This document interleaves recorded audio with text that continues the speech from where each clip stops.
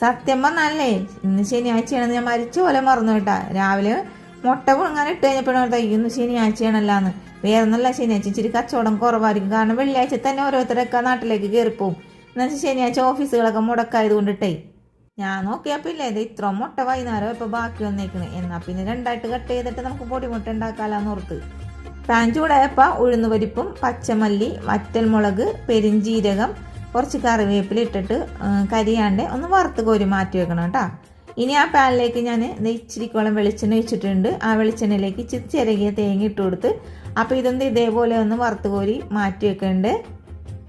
ഇനി ആ പാനിലേക്ക് നമ്മൾ കട്ട് ചെയ്ത് വെച്ചേക്കണം മുട്ട ഇങ്ങനെ നിരത്തിയിട്ട് കൊടുത്ത്, എന്നിട്ട് ആദ്യം വറുത്ത് വെച്ചേക്കണം മല്ലിമുളകില്ലേ, അതിലേക്ക് കുരുമുളക് പൊടി ഇച്ചിരി ഉപ്പും കൂടി ഇട്ട് കൊടുത്ത് തരിതരിപ്പോടുകൂടി അടിച്ചെടുത്തിട്ട് ആ മുട്ടയുടെ മുകളിലേക്ക് അങ്ങനെ വിതറി കൊടുത്ത്, പിന്നെ ഞാൻ ആദ്യം വറുത്ത് വെച്ചാൽ മറ്റേ തേങ്ങയിലേക്ക് കുറച്ച് ചിക്കൻ മസാല ഇട്ട് കുഴച്ച് അത് ഉള്ളി ചതച്ചതും പിന്നെ അതേപോലെ വെളുത്തുള്ളി ചതച്ചതും പിന്നെ കുറച്ച് കറിവേപ്പിലയും കൂടി ഇട്ട് കൊടുത്ത് ഇച്ചിരി നേരം മൂടി വെച്ചിട്ട് ലോ ഫ്ലെയിമിലിട്ടിട്ട് നമുക്കിത് എങ്ങനെ വേണമെങ്കിലും കഴിക്കാം. കട്ടൻ ചായയുടെ കൂടെ കഴിക്കാനും നല്ല ടേസ്റ്റാണ്, അല്ലെങ്കിൽ പൊറോട്ടയുടെ കൂടെ എങ്ങനെ വേണമെങ്കിലും കഴിക്കില്ല. അതൊക്കെ ഓരോരുത്തരുടെ ഇഷ്ടത്തിന് കഴിച്ചോട്ടാ. പിന്നെയെന്ന് വെച്ചാലല്ലേ, ഞാൻ നോക്കുമ്പോൾ ഉച്ചയ്ക്ക് ചോറ് വെച്ചിട്ടുണ്ടായിരുന്നു. എന്നാൽ പിന്നെ ഈ ഒരു പൊടിമുട്ടയും കൂട്ടി പൊറോട്ട കഴിച്ചാലോ. അപ്പോൾ ഞാൻ നോക്കുമ്പോഴേ 3 പൊറോട്ട ഉണ്ടായിരുന്നു. 3 ഒന്നും എടുത്തില്ല, 2 എടുത്ത് ചൂടാക്കി എടുത്ത്. ഞാൻ പറഞ്ഞു ഷമീറ ഈ വീഡിയോ ഒന്നും എടുത്ത് ഞാൻ കഴിക്കണേന്ന് പറയും. ആ ചൂട് പൊറോട്ടയിൽ ആ പൊടിമുട്ടയുടെ പൊടിയും ആ മുട്ടയുടെ കുറച്ച് ഭാഗമൊക്കെ എടുത്ത് അങ്ങോട്ട് കഴിച്ച് അതിൻ്റെ ഇടയിൽ കൂടി ഇച്ചിരി കട്ടൻ ചായയും കൂടി അങ്ങോട്ട് കുടിക്കുമ്പോഴേ എന്താ പറയാൻ പറ്റില്ല കേട്ടോ. അടിപൊളി ടേസ്റ്റാണ്. ഇത് ഉണ്ടാക്കി തന്നെ നോക്കണം കേട്ടോ.